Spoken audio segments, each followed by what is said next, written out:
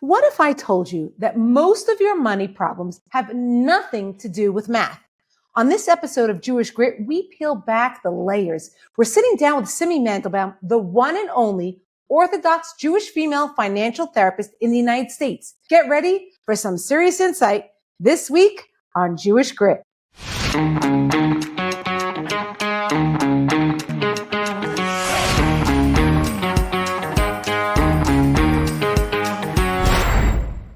Can you just tell everybody what you do and then how you got into this profession? I am a financial therapist.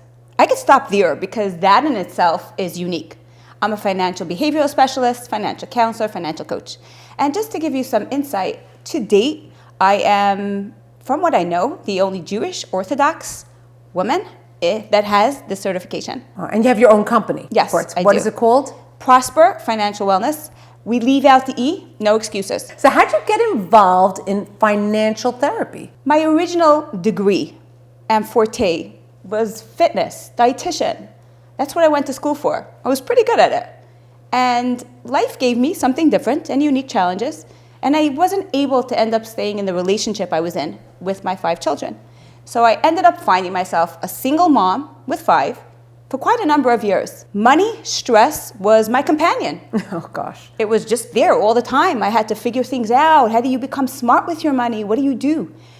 And then I remarried a wonderful man. I thought life was all perfect. He had income, I had income, life's good. And yet, the financial and money stress didn't go away, it just changed. And now we were arguing over different things. So, for example, we'd go to the gas station and he'd pick up pre-washed grapes in a big cup. And I'd be like, $7.50 for pre-washed grapes? Who buys pre-washed grapes for $7.50? And he was like, we have $7.50 in our account. You know that, right? I'm working. Is that, what's the problem? And I just kept on getting frustrated and I didn't understand myself. I did have $7.50. So what was bothering me? And we kept on starting to really, I started not appreciating him as much and started losing respect for this man that I really loved. And so I was like, what is going on here? And I went back to study the psychology of money. Prior to that, I looked around for help and there wasn't anything. There were great budgeting places. There were ability to figure out how much you're earning and how much you're spending, but nothing to tell you about what money means and why is it still causing stress if there is some in the account. So it's interesting you say you went to go study the psychology of money. Explain that to me. Like, is there a certain course that I'm unaware of, a certain degree that I'm unaware of? I'd love to know where you learned the psychology of money. Being in a second marriage, brand new, and having money stress, I reached out for help. And wherever I reached out, they were like, well, if you have money, and blah, blah, blah, blah, then it all works out. And I'm like, no, something's missing. I'm telling you, I'm acting crazy. Something's wrong with me. I was certain that I recognize that I'm bringing something to the table that's traumatic for me or triggering for me. So I wanted to understand it. So I looked into psychology, right? Into what behavior am I bringing to the table? What's affecting me? And then I found this course as a financial therapist through Kansas State University. And it's on par to be a financial planner.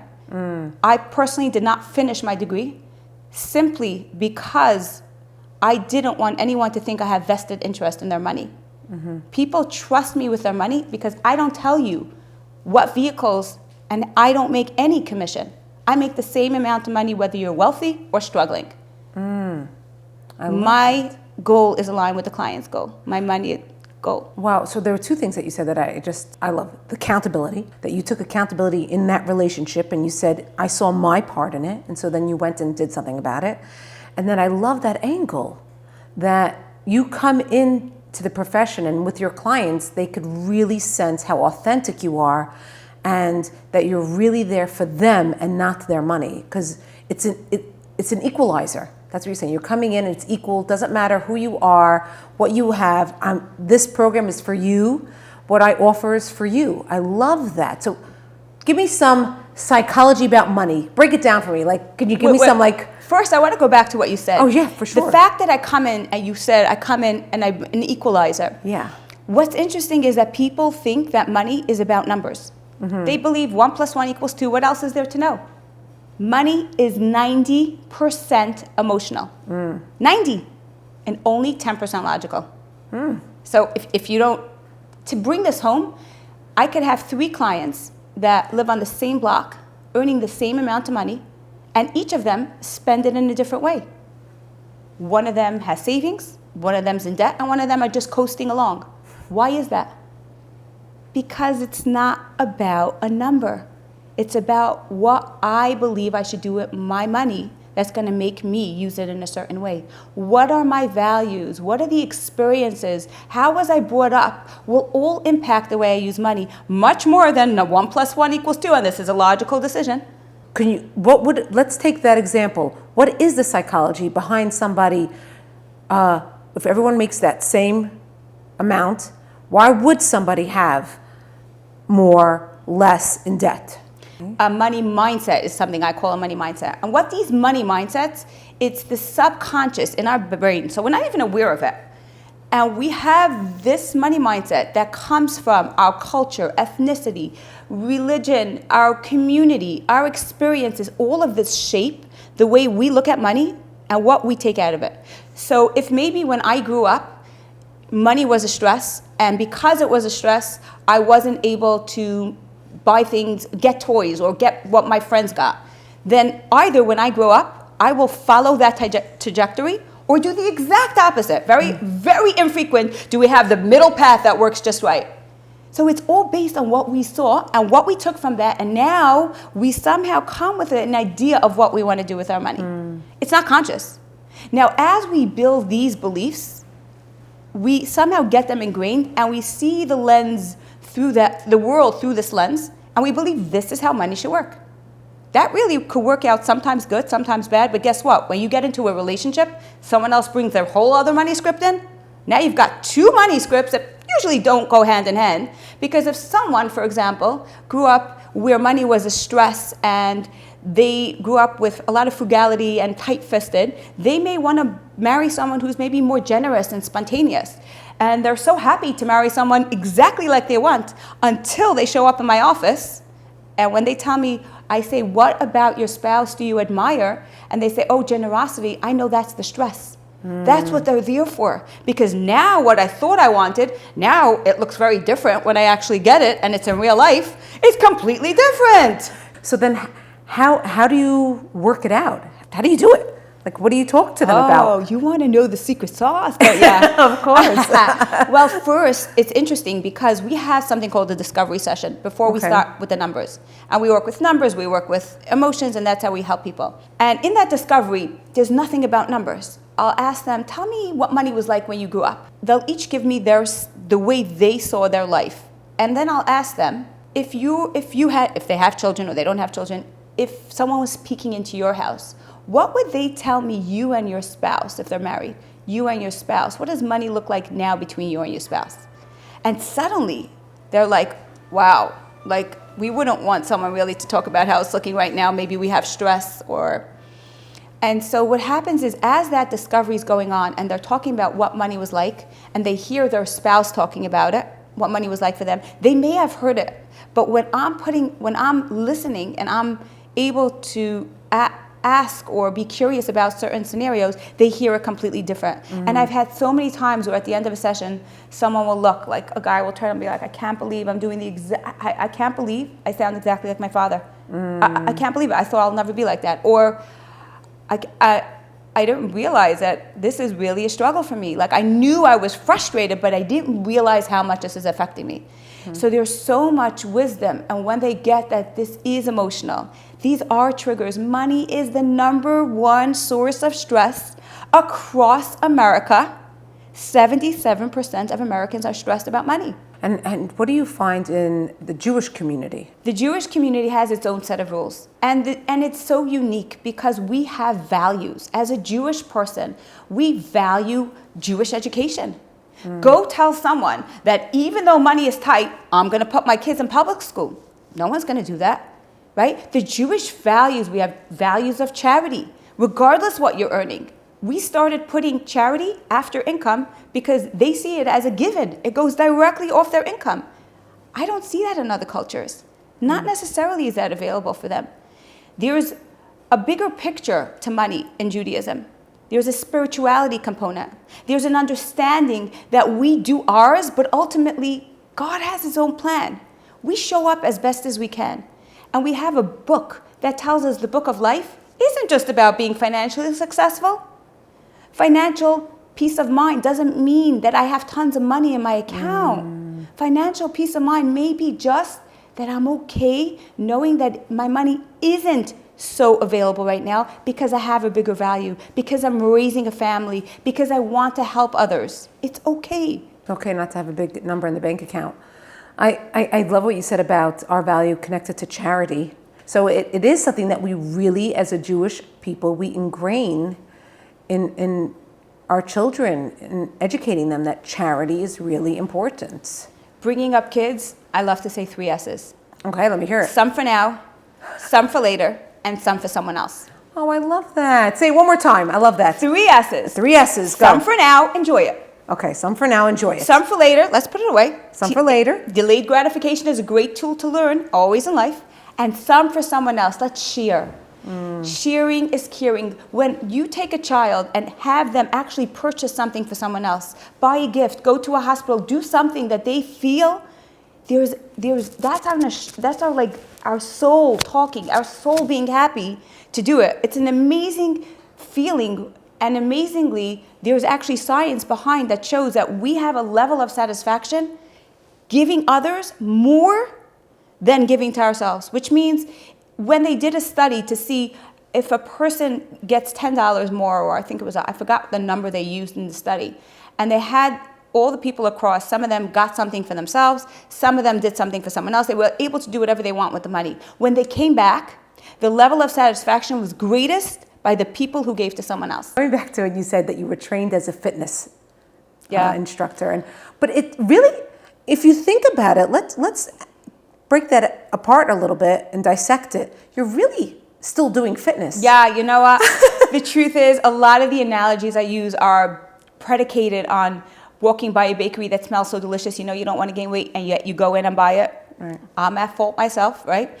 Or sometimes if a client will find out I was ever in that industry, they'll be like, no wonder you're like, okay, great, you're doing fabulous, just a little more, oh yeah, like, I guess, yeah, it comes through it. Right. Because these skills are used in every way, and I just brought it out into money. And let me tell you, I was never good at math.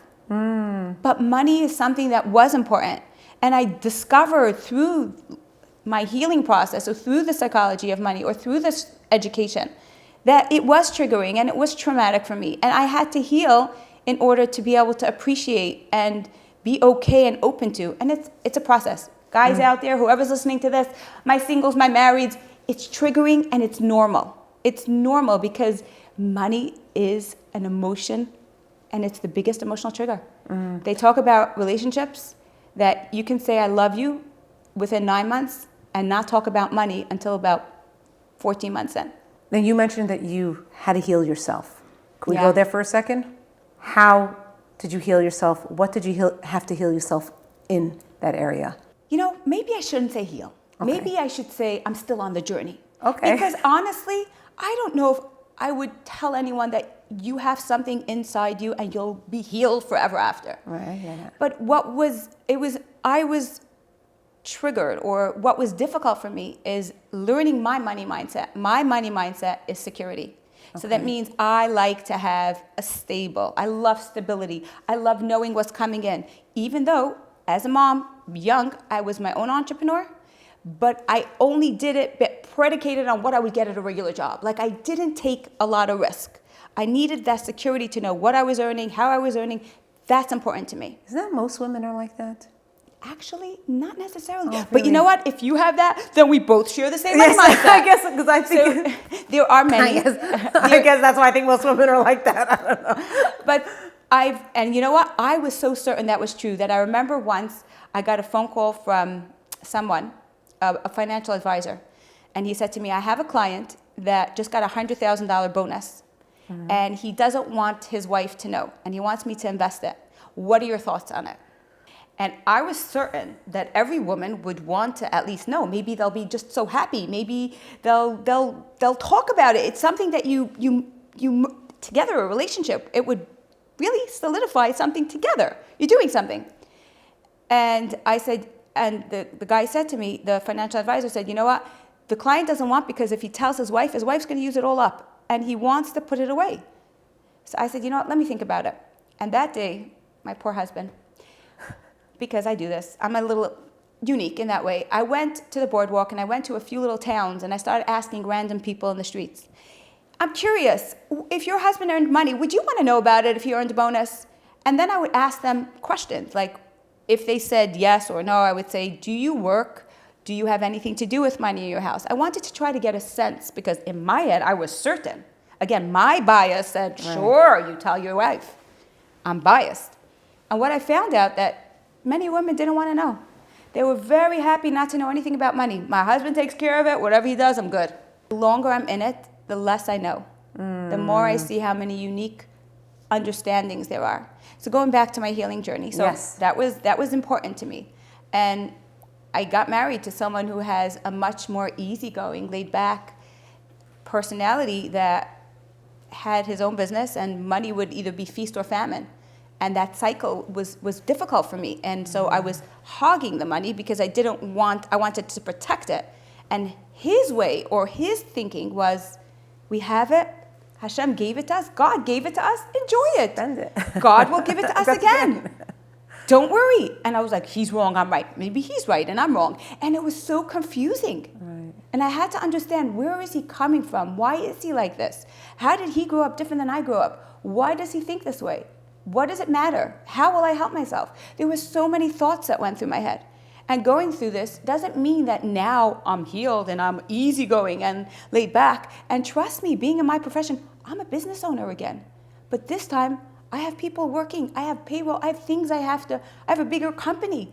That's terrifying for my money mindset. But there wasn't anyone there. There wasn't anyone doing this. I wanted to help our culture. I wanted to help the world to have this opportunity available. There are only 300 of us across North America. Wow. I'm the only Jewish person doing this. Wow. And I wanted to be able to help. So I did this against my money mindset, against what's strong to me. Why? Because I am Jewish. I have that feeling, God, I'm showing up and you'll help me. I believe, I try. You know, they talk about in relationships, like there's different attraction styles, right? Mm-hmm. So are there set money mindsets that you could share? Like, are there like a certain 3, 4 that exist? Yeah. So there's something called money scripts. There are 4 main money scripts, but I love to work with money habitudes. Money habitudes, and you can look this up online as well. We've got 6 main habitude styles, money mindsets. It's security, spontaneous, carefree, giving, planning, and status. And they don't really mean what they sound like. Because status, right? Status is like, oh, I'm not status. Status is bad. Status is someone that's emotionally in tune to knowing what's going on. They're the types that really know how to get the right gift for the right person. That's the advantage of a status person. The challenge of a status person is they may spend money when they can't afford it to keep up a presence. Those are the people you know when they walk in. They have a presence with them. Yeah? When we talk about carefree are wonderful people. They're easygoing. You tell them plan B, plan C of the day, they're cool. You tell them, let's talk about money or let's talk about quick projects, they shut down. They can't do big. They need to have smaller segments. So there's an advantage and challenge of each one of these money mindsets. And yes, we get attracted to different money mindsets. So I have a question for you. Uh-oh. Go ahead. When you started this business, yeah. You know, we talk about Jewish grit. Where do you see the grit in your profession? Every step of the way. Because anything in what I'm learning, I'm asking people that are not even in my world or my community or understanding my values. So every step of the way is grit. I very often feel this business is not quicksand, but mud. And I'm working out all the time on how to help different types of people. I finished college. I thought I had a great way of helping people. And I started working with people. And then I noticed that there was a hole and I wasn't getting to some of the people. Remember my biases, security mindset? I figured out a system for people like me. What happens to people not like me? You think people like me are coming to me? People like me are probably not coming to me because they have it all together. Right. So now I have to get into the head of someone else and help them. That's grit. Right. Trying to get out of my head or getting out of my head and really understanding someone else's way of living to be able to support them on their journey. And that is grit every day. And this business is constantly evolving so I can better support all income levels, all styles, all abilities to be supported on this. Beautiful, beautiful. Thank you so much, Simi. Thank you. And that was really very educational, and I'm sure our listeners are going to feel the same way. And it was great to meet you. Thank you so much for having me. Oh, my pleasure. My pleasure. Thank you for listening to Jewish Grits, an Olami Mentorship podcast. At Olami Mentorship, we believe that everyone needs a mentor. What better way is there to tap into your personal and professional potential than with a Jewish mentor at your side? Learn more at olami.org/mentorship. And don't forget to keep listening on Apple Podcasts, Spotify, or wherever you get your podcasts.